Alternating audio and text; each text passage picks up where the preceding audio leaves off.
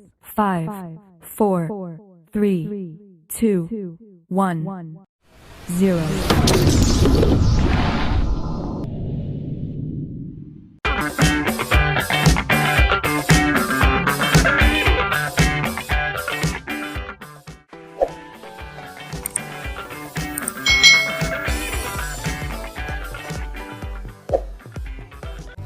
Hai hai hai, selamat datang di channel YouTube Kak Citra. Apa kabar adik-adik semuanya?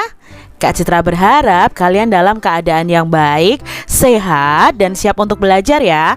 Hari ini kita akan belajar bersama-sama masih di tema 1, organ gerak hewan dan manusia. Subtema 2, manusia dan lingkungan, pembelajaran yang kedua. Mari adik-adik kita belajar dengan penuh semangat ya. Adik-adik yang hebat, perhatikan gambar berikut ini. Benny dan Udin sedang bermain bola. Amati gambar di atas, kemudian mari kita jawab pertanyaan-pertanyaan berikut ini. Yang pertama, kegiatan yang nampak pada gambar tersebut adalah... Ya, ini kegiatan seorang anak yang sedang menendang bola. Mereka sedang bermain sepak bola. Kegiatan tersebut termasuk permainan yang menggunakan apa adik-adik? Nah, di sini permainan ini menggunakan organ gerak kita, yaitu kaki. Tempat yang aman untuk melakukan kegiatan tersebut adalah di mana adik-adik? Ya, untuk bermain sepak bola tentunya di lapangan bola. Apa saja yang harus dilakukan sebelum melakukan kegiatan tersebut? Nah, yang harus dilakukan adik-adik semuanya sebelum melakukan kegiatan olahraga seperti sepak bola ini adalah melakukan pemanasan agar otot-otot kita itu siap untuk bergerak dan tidak mengalami cedera. Nah, adik-adik yang hebat, selesai membantu mengemas selada, Benny membantu Pak Anto memanen kol ya. Hasil panen kali ini sangat bagus, bentuknya bulat dan besar. Alhamdulillah Benny, hasil panen kali ini sangat bagus, sahut Pak Anto. Benar sekali Pak, bentuknya sudah seperti bola saja. Saya seperti ingin menendangnya saja. Hehehe, canda Benny. Ah, bisa saja kamu ini Ben, sahut Pak Anto. Kamu senang bermain bola ya? Tanya Pak Anto adik-adik. Ya tentu senang Pak. Saya jago menendang, menggiring, dan menerima umpan loh Pak, sahut Benny. Itu tadi percakapan antara Benny dan Pak Anto. Permainan bola itu memerlukan banyak gerakan adik-adik, seperti berjalan, berlari, menendang, dan melempar. Hampir semua bagian tubuh kita itu aktif saat kita bermain sepak bola. Nah, tentunya hal ini mengharuskan semua organ gerak dalam tubuh kita, baik otot maupun tulang, itu harus bekerja dengan baik.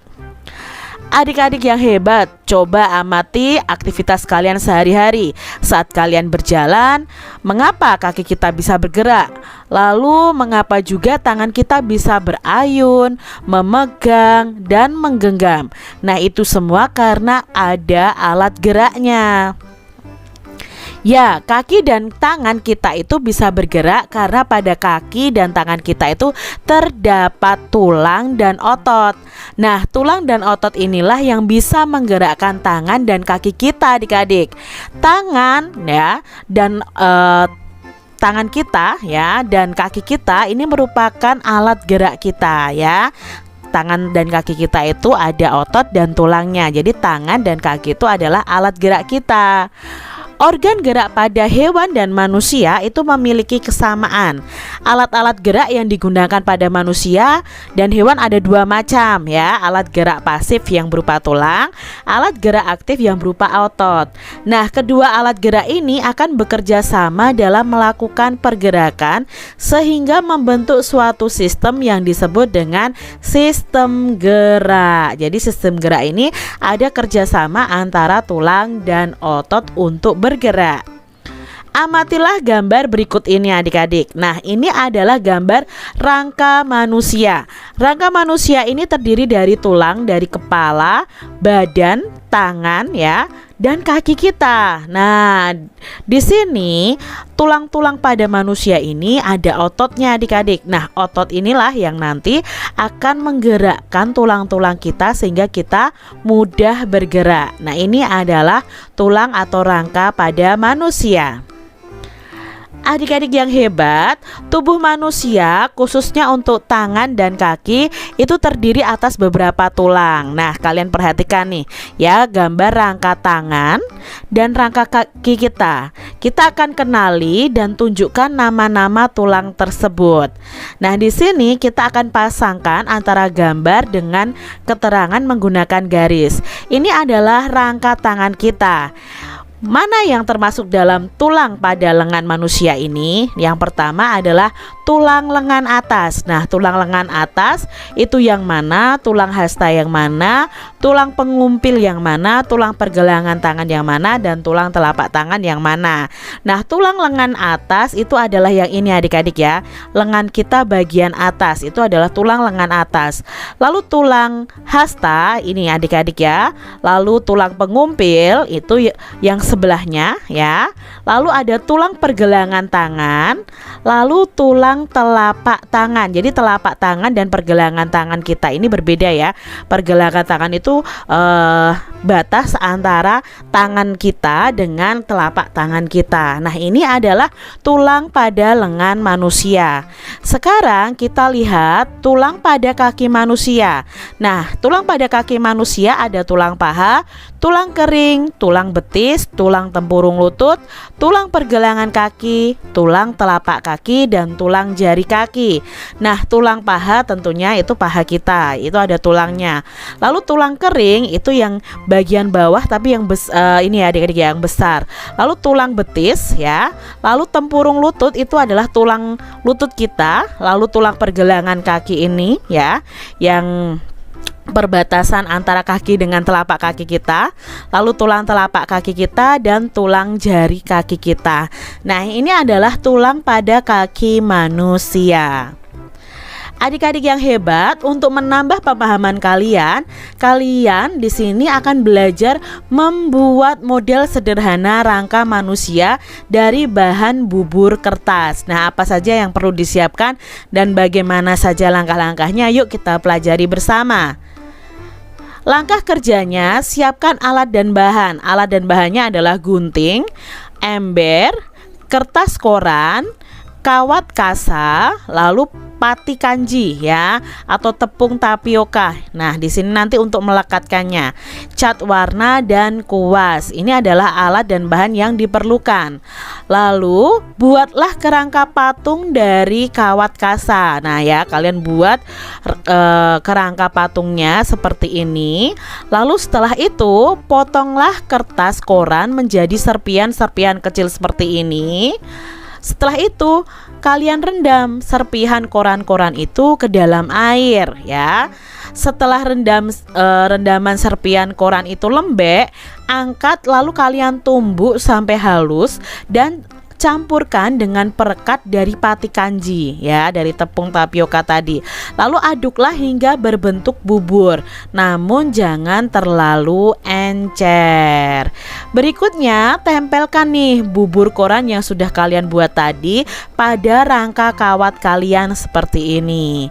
Setelah itu, keringkan dengan cara diangin-anginkan. Jangan dijemur langsung di bawah terik matahari karena nanti bisa retak adik-adik. Nah, setelah kering kalian bisa warnai dengan menggunakan cat air. Nah, kalian bisa mencari tutorialnya di YouTube channel ya adik-adik ya. Nah, kita lanjutkan sekarang. Adik-adik sudah mengetahui organ gerak manusia terutama tulang. Sekarang kita mari berdiskusi tentang fungsi dari masing-masing tulang tersebut. Nah, di sini kita akan belajar mengenai fungsi tulang-tulang pada lengan manusia. Yang pertama ada tulang hasta ya. Tulang hasta ini membentuk lengan bawah sebagai alat gerak manusia serta menghubungkan antara lengan atas dengan pergelangan tangan kita. Sedangkan untuk tulang lengan atas ini gunanya adalah menjadi penghubung antara gelang bahu kita dengan tulang lengan bawah. Lalu ada tulang pengumpil. Nah, ini menyambungkan bagian siku dengan tangan di sisi ibu jari kita. Nah, ini ya, menghubungkan siku dengan ibu jari kita. Lalu berikutnya ada tulang pergelangan tangan. Nah, tulang pergelangan tangan ini menghubungkan tulang jari dengan tulang telapak tangan ya. Lalu tulang telapak tangan gunanya adalah sebagai pemberi bentuk tangan, juga untuk menghubungkan antara tulang jari dengan tulang pangkal tangan. Itu fungsi dari masing-masing tulang pada lengan manusia. Sekarang pada tulang kaki manusia. Nah, di sini ada tulang paha. Tulang paha ini fungsinya sebagai penggerak untuk berjalan dan berlari ya. Ini tulang paha. Lalu ada tulang kering, itu sebagai penahan benturan di kaki dan sebagai penggerak untuk berjalan dan berlari. Berikutnya ada tulang betis ya. Nah, tulang betis ini adalah fungsinya itu penahan tulang betis dalam menjaga keseimbangan dan sebagai penggerak juga untuk berjalan dan berlari. Lalu tulang pergelangan kaki itu memungkinkan gerak naik turun kaki karena di situ ada yang namanya sendi engsel. Nah, nanti akan kita pelajari apa itu sendi engsel. Berikutnya ada tulang telapak kaki. Nah, tulang telapak kaki ini fungsinya memungkinkan kaki untuk berpijak sehingga kita bisa berjalan, berlari, dan berdiri. Kalau tidak ada telapak kaki adik-adik, ya kita tidak akan bisa berpijak, berdiri dengan tegak juga adik-adik. Lalu tulang jari kaki. Nah, tulang jari kaki ini ya berfungsi sebagai pijakan dan juga membantu badan agar lebih seimbang. Nah, itu tadi ya fungsi dari alat gerak kaki kita. Fungsi organ gerak manusia itu sangat banyak. Hampir semua aktivitas manusia itu tidak bisa terlepas dari organ gerak. Misalnya saja kita menulis, memakai tangan kita, berlari, memakai kaki kita, lalu melempar benda, berjalan, melompat, menangkap benda, dan masih banyak lagi. Berbagai aktivitas dapat kita lakukan dalam kehidupan sehari-hari. Semuanya itu tidak terlepas dari karunia Tuhan adik-adik yang memberikan kelengkapan dan kesempurnaan fungsi dari bagian-bagian tubuh kita. Maka kita patut bersyukur ya adik-adik ya. Nah, adik-adik yang hebat, sudahkah kamu bersyukur nih atas semua itu? Bagaimana caramu bersyukur? Tentunya dengan menjaga kesehatan tubuh kita. Nah, adik-adik, di sini ada bacaan yang berjudul Penyandang Cacat yang Sukses. Mari kita simak bersama-sama. Sidik lahir dengan kondisi yang memprihatinkan. Dia tak memiliki kedua kaki mulai dari pangkal paha. Boleh dibilang tubuhnya itu hanya separuh adik-adik. Sebelum menggunakan kursi roda, dia mengayunkan dua tangan guna menyeret tubuhnya untuk berjalan. Meski tubuhnya tak sempurna, sejak kecil itu Sidik tidak pernah merepotkan orang lain. Ia selalu berusaha melakukan semua aktivitasnya sendiri. Dia juga tidak mau dipapah atau digendong adik-adik.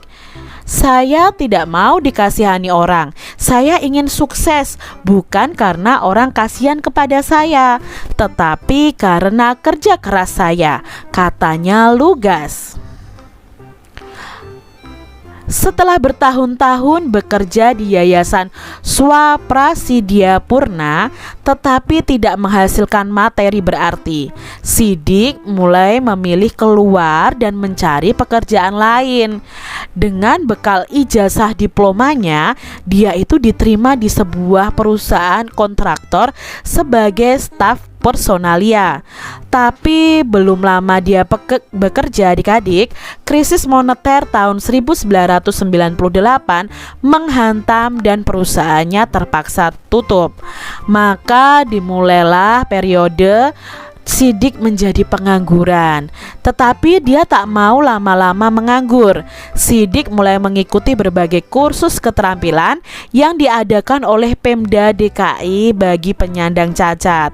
Salah satu kursus yang memiliki atau memikat perhatian Sidik ini ialah kursus membuat kerupuk dari singkong. Modalnya ketika itu sumbangan dari Pemda DKI sebesar 1 juta rupiah. Bersama istrinya, Sidik ini mulai membuat usaha adik-adik, membuat kerupuk dari singkong. Dulu belum ada merek, plastik pembungkusnya masih polos katanya. Pada awal produksi, dia memproduksi sekitar 100 bungkus kerupuk berukuran 2 ons dari bahan baku singkong sebanyak 10 kilogram. Namanya juga pertama, kerupuk dagangan saya baru habis setelah sebulan lebih, katanya mengenang. Namun kini dari hanya mengolah 10 kg singkong, Sidik mengolah sedikitnya 50 hingga 100 kg singkong setiap bulannya. Dia juga masih menyediakan ya adik-adik ya, sudah memiliki merek lengkap dengan cap di pembungkus produknya. Saya beri nama merek cap gurame. Ini sama sekali tidak ada hubungannya dengan ikan gurame, tetapi gurame adalah singkatan dari gurih, renyah, enak, katanya tersenyum. Kalau nanti ada uang lebih, merek ini saya mau patenkan, tambahnya. Beruntung ada seorang pengusaha lokal yang melihat kegigihan Sidik dan istrinya menyumbangkan sebuah sepeda motor untuk operasional usahanya adik-adik. Namanya juga tidak punya kaki. Saya sempat bingung juga bagaimana mengendarainya. Tetapi Sidik tak kehilangan akal. Dia mendesain motornya agar tuas persneling dapat dioperasikan dengan tangan. Dengan bantuan tukang las, jadilah sebuah motor dengan tongkat besi tambahan yang ditempel di persneling dan injakan rem. Nah, tidak lupa dia juga menempelkan gerobak di sampingnya untuk mengangkut muatan. Motor itu benar-benar membantu mobilitas dan produktivitas usaha saya, ujar Sidik. Nah, saat ini Sidik terus mengembangkan pemasaran produknya. Setiap hari dia masih berkeliling ke koperasi atau warung di seluruh pelosok ibu kota. Bahkan saat Kabari mewawancarainya, 2 kali telepon selulernya ini berbunyi dari orang yang meminta agar pasokan kerupuk cap gurame segera dikirim. Nah, ini tadi adik-adik ya. Kini dari hasil usahanya Sidik ini mengantongi keuntungan berkisar 1-2 juta rupiah per bulannya. Meski jumlahnya kecil, apa yang diperbuat oleh Sidik ini termasuk luar biasa. Dengan keadaannya yang terbatas, dia menjadi entrepreneur sejati. Meminjam rumusnya Pak Ciputra, pengusaha dan dosen mata kuliah entrepreneurship, bahwa Indonesia itu membutuhkan sedikitnya 20% penduduknya menjadi entrepreneur, barulah menjadi negara makmur. Maka Sidik telah memulai bertahun-tahun lalu. Jelaslah Indonesia membutuhkan orang-orang gigih seperti Sidik ini. Walaupun dia tidak memiliki kaki ya adik-adik ya, tetapi dia bisa berjuang ya sampai akhirnya bisa sukses. Nah, cerita yang kamu baca tadi inspiratif bukan? Orang yang berkebutuhan khusus pun mampu beraktivitas layaknya orang normal. Nah, bagaimana dengan adik-adik semua yang masih normal nih? Kalian harus bersyukur. Berdasarkan bacaan di atas, mari kita temukan ide pokok dari masing-masing paragrafnya. Nah, di sini Kak Citra sudah menuliskan ide pokok dari masing-masing paragraf. Misalnya di paragraf 1, Sidik lahir dengan kondisi yang memprihatinkan. Ia tak memiliki kedua kaki mulai dari pangkal pahanya. Paragraf kedua, meski tubuhnya tak sempurna, sejak kecil Sidik tidak mau merepotkan orang lain. Lalu di paragraf yang ketiga, ide pokoknya adalah setelah bertahun-tahun bekerja di Yayasan Swa Prasidya Purna tapi tak menghasilkan materi berarti, Sidik memilih keluar dan mencari pekerjaan lain. Di paragraf yang keempat, ide pokoknya adalah modalnya ketika itu sumbangan dari Pemda DKI sebesar 1 juta rupiah. Lalu di paragraf 5, di sini ide pokoknya ia juga sudah punya merek lengkap dengan cap di pembungkus produknya. Lalu di paragraf 6, beruntung ada seorang pengusaha lokal yang melihat kegigihan Sidik dan akhirnya menyumbangkan sebuah sepeda motor untuk operasional usahanya. Nah, yang ketujuh, paragraf ketujuh, saat ini Sidik terus mengembangkan pemasaran produknya. Dan paragraf yang ke-8, kini dari hasil usahanya Sidik mengantongi keuntungan berkisar 1-2 juta rupiah per bulan. Nah, itu adalah ide pokok dari masing-masing paragraf. Adik-adik yang hebat, kalian telah membaca nih bacaan di atas. Tentunya kamu pun telah mengetahui dan memahami isinya. Banyak informasi ya yang didapatkan dari bacaan, tergantung pada panjang dan bobot bacaan. Tentunya akan berbeda informasi yang kamu dapatkan antara membaca teks yang berupa karangan dengan membaca buku. Adik-adik yang hebat, asik sekali ya aktivitas membaca itu, apalagi kalau kita itu membaca sebuah buku secara keseluruhan. Nah, jangan hanya main handphone terus adik-adik, kalian juga harus mau membaca buku. Pada saat membaca buku, sebenarnya isi dari sebuah buku sudah dapat kita terka atau kita prediksikan isinya sebelumnya ya, sebelum kita baca semuanya. Dengan apa? Dengan melihat sampul atau cover buku tersebut. Nah, karena memang sampul atau cover buku itu merupakan bagian buku yang berupa gambar ilustrasi yang bisa mewakili isi bukunya. Cover atau sampul buku itu merupakan cerminan dari keseluruhan isi bukunya adik-adik. Cover atau sampul merupakan bagian terluar nih dari buku yang terdiri atas dua sisi, yakni sisi depan dan belakang. Nah, kedua sisi ini akan saling mendukung dan melengkapi serta menguatkan isi dari buku. Cover yang baik adalah yang bisa mempengaruhi dan menarik minat orang yang ingin membaca isi dari buku itu secara keseluruhan. Nah, untuk itu maka sebuah cover itu harus memenuhi unsur-unsur berikut ini. Jadi ada unsur-unsur yang harus dipenuhi dalam membuat cover buku. Yang pertama, terdapat judul dengan pemilihan jenis huruf yang menarik dan mencolok adik-adik. Lalu terdapat kalimat penjelas judul yang singkat dan mudah dipahami. Lalu ada nama penulisnya, ada identitas penerbitnya, lalu ada gambar yang menarik, lalu ada sinopsis isi buku pada sisi belakangnya ya. Sinopsis itu apa? Ringkasan sedikit saja dari isi bukunya, itu biasanya terletak di bagian sampul bagian belakang. Lalu terdapat identitas buku pada punggung buku. Nah, adik-adik coba kalian perhatikan. Nah, ini adalah contoh cover buku ya. Di sini ini bagian depan, ini punggung buku, ini bagian belakang. Terdapat tulisan yang judul yang mencolok. Nah, ini ya, menarik dan mencolok. Lalu terdapat kalimat penjelas kecil-kecil ya, yang singkat dan mudah dipahami. Terdapat nama penulis, ini nama penulisnya. Lalu terdapat identitas penulis. Nah, biasanya identitas penulis itu di bagian belakang adik-adik. Lalu terdapat penerbit ya, identitas penerbit, lalu menyertakan gambar yang menarik. Nah, di belakang biasanya ada sinopsis dari bukunya dan terdapat identitas buku pada punggung bukunya ini. Ini adalah contoh dari cover buku Cerdas dan Bugar. Adik-adik yang hebat, sekarang giliran kalian nih membuat gambar pada cover atau sampul buku. Kalian dapat membuatnya berdasarkan isi bacaan yang berjudul penyandang cacat yang sukses tadi. Contohnya seperti ini, misalnya kalian buat cover buku seperti ini.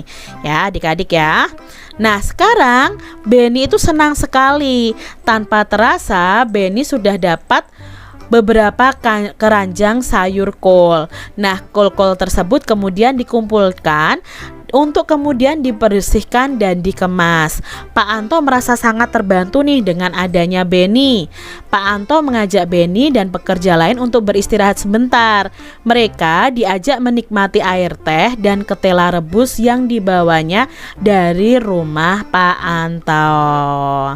Adik-adik, sekarang nih tugas buat kalian. Buatlah sebuah karangan singkat dengan ide pokok berikut ini. Nah, di sini Kak Citra akan memberikan contohnya saja. Misalnya paragraf 1, ide pokoknya adalah makan sayur membuat sehat. Nah, Kak Citra kembangkan jadi seperti ini. Makan sayur membuat sehat. Makan sayur membuat tubuh kita sehat karena sayur banyak mengandung vitamin dan zat-zat lainnya yang sangat dibutuhkan oleh tubuh. Sayuran merupakan bahan makanan yang mengandung banyak vitamin seperti vitamin A, E, D1 dan lain sebagainya. Itu ide paragraf pertama. Lalu paragraf kedua, ide pokoknya adalah aku gemar makan sayur. Contohnya jika dikembangkan nih ya, kalian nanti bisa berbeda dari Kak Citra. Aku gemar makan sayur, terutama sayuran yang masih segar seperti selada, kubis, tomat, mentimun ya. Ibuku memasak sayur setiap hari karena tidak hanya aku saja yang menyukai sayur, tetapi seluruh keluarga juga menyukainya. Sayur menjadi menu makan rutin dalam keluargaku. Coba adik-adik kembangkan sendiri paragraf yang kedua ya. Lalu ide pokok paragraf ketiga adalah sayur bayam adalah sayur kesukaanku. Misalnya nih adik-adik dikembangkan seperti ini. Sayur bayam adalah sayur kesukaanku. Lalu dijelaskan nih tentang sayur bayam. Misalnya, oh sayur bayam itu merupakan sumber vitamin K, vitamin A, mangan, folat, tembaga, vitamin B2, vitamin B6, vitamin E, kalsium, dan vitamin C. Mengkonsumsi sayur bayam juga memiliki berbagai manfaat bagi kesehatan tubuh, mulai dari kesehatan mata, mengurangi stres, hingga mencegah kanker. Itu jika dikembangkan ide pokok dari paragraf 3. Lalu paragraf keempat, ide pokoknya adalah sayur yang sehat adalah yang bebas dari pestisida. Nah, contohnya jika dikembangkan seperti ini. Sayur yang sehat adalah sayur yang bebas dari pestisida. Pestisida itu apa? Dijelaskan. Oh, pestisida itu adalah obat-obatan untuk mengusir hama dan ulat. Nah, pestisida yang masuk ke tubuh akan merusak sel tubuh dan mengganggu fungsi organ tubuh kita. Nah, adik-adik kembangkan sendiri ya berdasarkan ide pokok yang ada. Nah adik-adik, kita telah mengetahui nih organ gerak dalam tubuh kita beserta fungsinya tadi. Nah coba renungkan apa yang terjadi jika salah satu organ kita itu rusak dan tidak dapat bekerja sebagaimana mestinya. Nah renungkan juga apa yang bisa kita lakukan tanpa adanya organ dalam tubuh kita. Lalu bagaimana ya cara menjaga organ gerak dalam tubuh kita? Nah, cara menjaga organ gerak dalam tubuh kita yang pertama adalah dengan berolahraga secara rutin, menghindari kebiasaan sikap tubuh yang salah, misalnya sikap duduk yang salah, sikap berdiri yang salah, itu harus dihindari. Lalu memperhatikan aktivitas fisik yang cukup setiap hari. Lalu jangan mengangkat beban terlalu berat adik-adik, dan mengkonsumsi makanan yang bergizi. Ini untuk menjaga tubuh kita tetap sehat. Demikian tadi adik-adik pembahasan kita di tema 1 subtema 2 pembelajaran yang kedua. Semoga video pembelajaran ini bermanfaat untuk adik-adik semuanya. Mungkin agak panjang ya, adik-adik bisa download dulu baru kalian lihat lagi. Nah, sampai jumpa lagi di video pembelajaran Kak Citra selanjutnya. Tuhan memberkati. Jangan lupa tekan tombol subscribe, lalu tekan loncengnya, tekan juga tombol like, lalu share ke media sosial kalian. Jangan lupa untuk ikuti media sosial Kak Citra. Terima kasih.